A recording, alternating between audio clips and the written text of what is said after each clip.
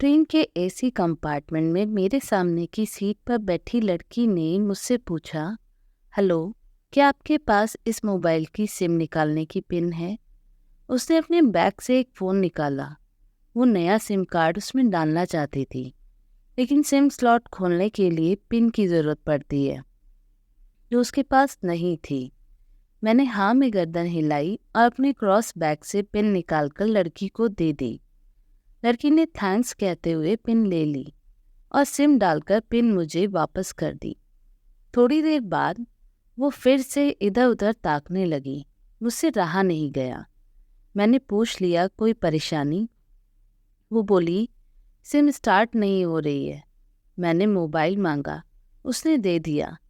मैंने उसे कहा कि सिम अभी एक्टिवेट नहीं हुई है, थोड़ी देर में हो जाएगी।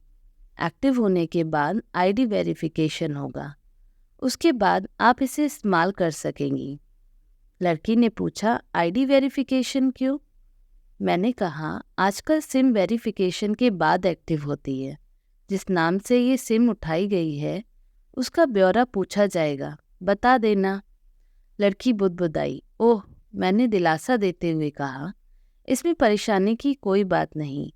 वो अपने एक हाथ से दूसरा हाथ दबाती रही, मानो किसी परेशानी में हो। मैंने फिर विनम्रता से कहा, आपको कहीं कॉल करना हो तो मेरे मोबाइल इस्तेमाल कर लीजिए। लड़की ने कहा, जी फिलहाल नहीं, थैंक्स, लेकिन ये सिम किस नाम से खरीदी गई है मुझे नहीं पता। मैंने कहा, एक बार एक्टिव होने दीजिए, जिसने आपको सिम दी है उसी के नाम की होगी। उसने कहा, ओके, कोशिश करते हैं। मैंने पूछा, आपका स्टेशन कहाँ है? लड़की ने कहा, दिल्ली। और आप? लड़की ने मुझसे पूछा। मैंने कहा, दिल्ली ही जा रहा हूँ, एक दिन का काम है। आप दिल्ली में रहती हैं या? लड़की बोली, नहीं नहीं, दिल्ली में कोई काम नहीं, ना ही मेरा घर है वहाँ। तो? मैंने उत्सुकतावश पूछा। वो बोली, दरअसल ये दूसरी ट्रेन है जिसमें आज मैं हूँ, और दिल्ली से तीसरी गाड़ी पकड़नी है, फिर हमेशा के लिए आज़ाद। आज़ाद? लेकिन किस तरह की कैद से? मुझे फिर जिज्ञासा हुई, किस कैद में थी ये कमसिन अल्हड़ सी लड़की? लड़की बोली, उसी कैद में थी जिसमें हर लड़की होती है, जहाँ घरवाले कहें शादी कर लो, जब जैसा कहें वैसा करो। मैं घर से भाग चुकी हूँ। मुझे ताज्जुब हुआ, मगर अपने ताज्जुब को छुपाते हुए मैंने हंसते हुए पूछा, अकेली भाग रही हैं आप? आपके साथ कोई नज़र नहीं आ रहा? वो बोली, अकेली नहीं, साथ में है कोई। कौन? मेरे प्रश्न खत्म नहीं हो रहे थे। दिल्ली से एक और ट्रेन पकड़ूंगी, फिर अगले स्टेशन पर वो जनाब मिलेंगे, और उसके बाद हम किसी को नहीं मिलेंगे। ओह, तो ये प्यार का मामला है? उसने कहा, जी। मैंने उसे बताया कि मैंने भी लव मैरिज की है। ये बात सुनकर वो खुश हुई और बोली, वाओ, कैसे, कब? लव मैरिज की बात सुनकर वो मुझसे बात करने में रुचि लेने लगी। मैंने कहा, कब, कैसे, कहाँ, वो मैं बाद में बताऊंगा। पहले आप बताओ, आपके घर में कौन कौन है? उसने होशियारी बरतते हुए कहा, वो मैं आपको क्यों बताऊं? मेरे घर में कोई भी हो सकता है। मेरे पापा, माँ, भाई, बहन, या हो सकता है भाई ना हो, सिर्फ बहनें हो, या ये भी हो सकता है कि बहनें ना हो और दो चार गुस्सा करने वाले बड़े भाई हों। मतलब मैं आपका नाम भी नहीं पूछ सकता? मैंने काउंटर मारा। वो बोली, कुछ भी नाम हो सकता है मेरा, टीना, मीना, रीना, कुछ भी। बहुत बातूनी लड़की थी वो। थोड़ी इधर उधर की बातें करने के बाद उसने मुझे टॉफ़ी दी, जैसे छोटे बच्चे देते हैं क्लास में। बोली, आज मेरा बर्थडे है। मैंने उसकी हथेली से टॉफ़ी उठाते बधाई दी और पूछा, कितने साल की हुई हो? वो बोली, 18 साल की। मतलब भागकर शादी करने की कानूनी उम्र हो गई आपकी? वो हंसी। कुछ ही देर में काफ़ी फ्रैंक हो चुके थे हम दोनों, जैसे बहुत पहले से जानते हो एक दूसरे को। मैंने उसे बताया कि मेरी उम्र 35 साल है, यानी 17 साल बड़ा हूँ। उसने चुटकी लेते हुए कहा, लग तो नहीं रहे हो आप। मैं मुस्कुरा दिया। मैंने उससे पूछा, तुम घर से भागकर आई हो, तुम्हारे चेहरे पर चिंता के निशान जरा भी नहीं है। इतनी बेफिक्री मैंने पहली बार देखी है। खुद की तारीफ सुनकर वो खुश हुई और बोली, मुझे उन जनाब ने, मेरे लवर ने पहले से ही समझा दिया था कि जब घर से निकलो तो बिल्कुल बिंदास रहना, घर वालों के बारे में बिल्कुल मत सोचना, बिल्कुल अपना मूड खराब मत करना, सिर्फ मेरे और हम दोनों के बारे में सोचना। और मैं वही कर रही हूँ। मैंने फिर चुटकी ली और कहा, उसने तुम्हें मुझ जैसे अनजान मुसाफिरों से दूर रहने की सलाह नहीं दी? उसने हंसकर जवाब दिया, नहीं, शायद वो भूल गया होगा ये बताना।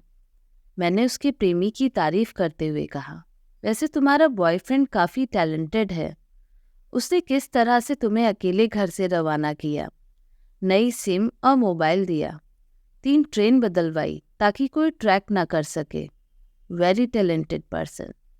लड़की ने हामी भरी और बोली, बहुत टैलेंटेड है वो, उसके जैसा कोई नहीं। मैंने उसे बताया कि मेरी शादी को 10 साल हुए हैं, एक बेटी है 8 साल की और एक बेटा 1 साल का। ये देखो उनकी तस्वीर।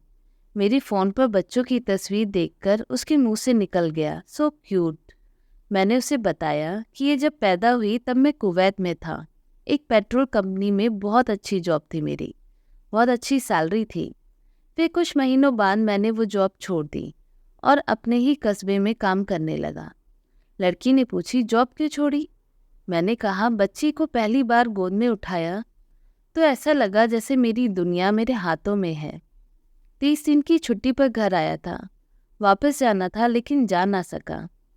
इधर बच्ची का बचपन खर्च होता रहे, उधर मैं पूरी दुनिया कमा लूं तब भी घाटे का सौदा है। मेरी 2 टके की नौकरी, उसका बचपन लाखों का। उसने पूछा, क्या बीवी बच्चों को साथ नहीं ले जा सकते थे वहाँ? मैंने कहा, काफ़ी टेक्निकल मामलों से गुजरकर एक लंबे समय के बाद रख सकते हैं। उस वक्त ये मुमकिन नहीं था। मुझे दोनों में से एक को चुनना था, आलीशान रहन सहन के साथ नौकरी या परिवार। मैंने परिवार चुना, अपनी बेटी को बड़ा होते देखने के लिए। मैं कुवैत वापस गया था लेकिन अपना इस्तीफा देकर लौट आया। लड़की ने कहा, वेरी इम्प्रेसिव। मैं मुस्कुराकर खिड़की की तरफ देखने लगा। लड़की ने पूछा, अच्छा आपने तो लव मैरिज की थी ना, फिर आप भागकर कहाँ गए, कैसे रहे और कैसे गुजरा वो वक्त? उसके हर सवाल और हर बात में मुझे महसूस हो रहा था कि ये लड़की लड़कपन के शिखर पर है, बिल्कुल नासमझ और मासूम छोटी बहन सी। मैंने उसे बताया कि हमने भागकर शादी नहीं की और ये भी है कि उसके पापा ने मुझे पहली नज़र में सख्ती से रिजेक्ट कर दिया था। उन्होंने आपको रिजेक्ट क्यों किया? लड़की ने पूछा। मैंने कहा, रिजेक्ट करने का कुछ भी कारण हो सकता है, मेरी जाति, मेरा काम, घर परिवार। बिल्कुल सही। लड़की ने सहमति दर्ज कराई और आगे पूछा, फिर आपने क्या किया? मैंने कहा, मैंने कुछ नहीं किया, उसके पिता ने रिजेक्ट कर दिया। वहीं से मैंने अपने बारे में अलग से सोचना शुरू कर दिया। खुशबू ने मुझे कहा कि भाग चलते हैं। मेरी वाइफ का नाम खुशबू है। मैंने 2 टूक मना कर दिया। वो 2 दिन तक लगातार जोर देती रही कि भाग चलते हैं।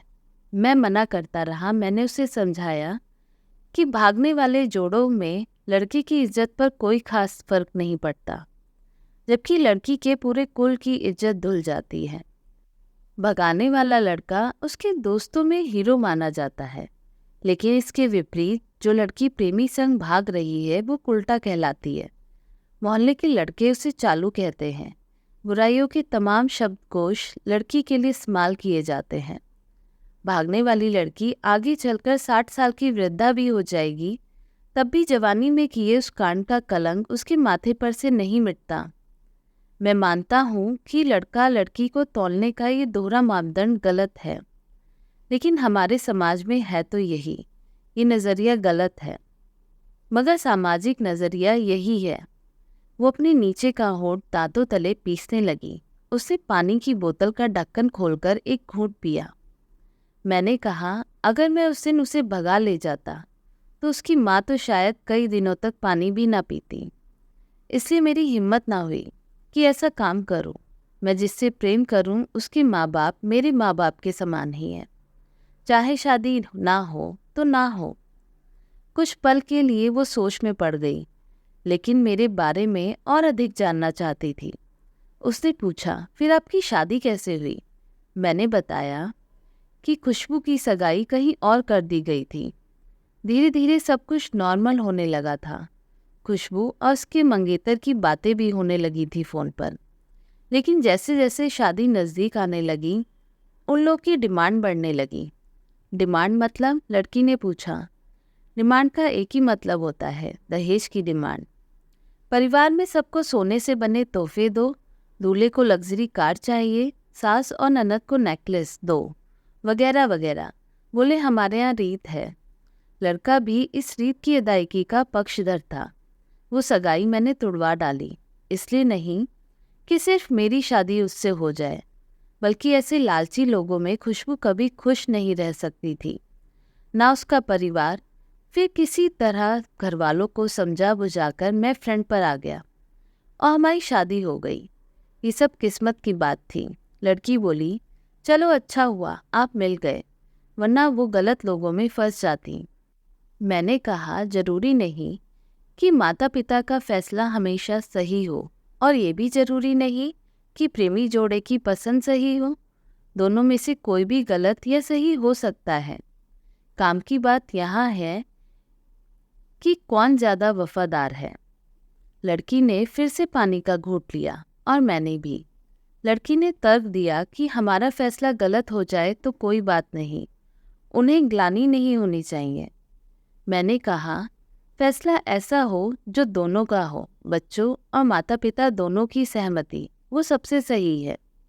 बुरा मत मानना, मैं कहना चाहूँगा कि तुम्हारा फैसला तुम दोनों का है, जिसमें तुम्हारे पेरेंट्स शामिल नहीं हैं। ना ही तुम्हें इश्क का असली मतलब पता है अभी। उसने पूछा, क्या है इश्क का सही अर्थ? मैंने कहा, तुम इश्क में हो, तुम अपना सब कुछ छोड़कर चली आई। ये सच्चा इश्क है, तुमने दिमाग पर जोर नहीं दिया। ये इश्क है, फ़ायदा नुकसान नहीं सोचा, ये इश्क है। तुम्हारा दिमाग दुनियादारी के फितूर से बिल्कुल खाली था। उस खाली जगह में इश्क का फितूर भर दिया गया। जिन जनाब ने इश्क को भरा, क्या वो इश्क में नहीं है? यानी तुम जिसके साथ जा रही हो वो इश्क में नहीं, बल्कि होशियारी और हीरोगिरी में है। जो इश्क में होता है वो इतनी प्लानिंग नहीं कर पाता है, 3 ट्रेनें नहीं बदल पाता है, उसका दिमाग इतना काम ही नहीं कर पाता। कोई कहे मैं आशिक हूँ और वो शातिर भी हो, ये नामुमकिन है। मजनू इश्क में पागल हो गया था, लोग पत्थर मारते थे उसे। इश्क में उसकी पहचान तक मिट गई। उसे दुनिया मजनू के नाम से जानती है, जबकि उसका असली नाम कैश था, जो नहीं इस्तेमाल किया जाता। वो शातिर होता तो कैश से मजनू ना बन पाता। फरहाद ने शीरी के लिए पहाड़ों को खोदकर नहर निकाल डाली थी, और उसी नहर में उसका लहू बहा था। वो इश्क था। इश्क में कोई फकीर हो गया, कोई जोगी हो गया। किसी मांझी ने पहाड़ तोड़कर रास्ता निकाल लिया। किसी ने अतिरिक्त दिमाग नहीं लगाया, चालाकी नहीं की। लालच, हवस और हासिल करने का नाम इश्क नहीं है। इश्क समर्पण करने को कहते हैं, जिसमें इंसान सबसे पहले खुद का समर्पण करता है, जैसे तुमने किया। लेकिन तुम्हारा समर्पण हासिल करने के लिए था, यानी तुम्हारे इश्क में लालच की मिलावट हो गई। लड़की अचानक खौस ही गई। उसकी खिलखिलाहट और खिलंदरापन एकदम से खामोशी में बदल गया। मुझे लगा मैं कुछ ज़्यादा बोल गया, फिर भी मैंने जारी रखा। मैंने कहा, प्यार तुम्हारे पापा तुमसे करते हैं। कुछ दिनों बाद उनका वजन आधा हो जाएगा। तुम्हारी माँ कई दिनों तक खाना नहीं खाएगी, ना पानी पिएगी, जबकि आपको अपने आशिक को आजमा कर देख लेना था। ना तो उसकी सेहत पर फर्क पड़ता, ना दिमाग पर। वो अक्लमंद है, अपने लिए अच्छा सोच लेता। आजकल गली मोहल्ले के हर तीसरे लौंडे लपाटे को जो इश्क हो जाता है, वो इश्क नहीं है, वो सिनेमा जैसा कुछ है। एक तरह की स्टंटबाजी, डेयरिंग, कुछ अलग करने का फितूर, और कुछ नहीं। लड़की के चेहरे का रंग बदल गया। ऐसा लग रहा था वो अब यहाँ नहीं है। उसका दिमाग किसी अतीत में टहलने निकल गया है। मैं अपने फ़ोन को स्क्रॉल करने लगा, लेकिन मन की इंद्री उसकी तरफ थी। थोड़ी ही देर में उसका और मेरा स्टेशन आ गया। बात कहाँ से निकली थी और कहाँ पहुँच गई। उसकी मोबाइल पर मैसेज टोन बजी। देखा, सिम एक्टिवेट हो चुकी थी। उसने चुपचाप बैग में से आगे का टिकट निकाला और फाड़ दिया। मुझे कहा, एक कॉल करना है। मैंने मोबाइल दिया। उसने नंबर डायल करके कहा, सॉरी पापा, और सिसक सिसक कर रोने लगी। सामने से पिता भी फोन पर बेटी को संभालने की कोशिश करने लगे। उसने कहा, पापा आप बिल्कुल चिंता मत कीजिए, मैं घर आ रही हूँ। दोनों तरफ से भावनाओं का सागर उमड़ पड़ा। हम ट्रेन से उतरे। उसने फिर से पिन मांगी। मैंने पिन दी। उसने मोबाइल से सिम निकालकर तोड़ दी और पिन मुझे वापस कर दिया। दोस्तों, ये मेरा दावा है, माता पिता से ज़्यादा तुम्हें दुनिया में कोई प्यार नहीं करता। कहानी पढ़कर शेयर अवश्य कीजिएगा, शायद कोई परिवार, कोई बेटी और उनका भविष्य इससे बच जाए। तो दोस्तों, आपको ये कहानी कैसी लगी हमें कमेंट करके ज़रूर बताइएगा, और चैनल पर नए हो तो सब्सक्राइब कीजिएगा और बेल आइकन भी दबाइए, जिससे कि आपको सारे नोटिफिकेशन मिलते रहे। वीडियो को लाइक एंड शेयर कीजिएगा। वीडियो देखने के लिए बहुत बहुत धन्यवाद।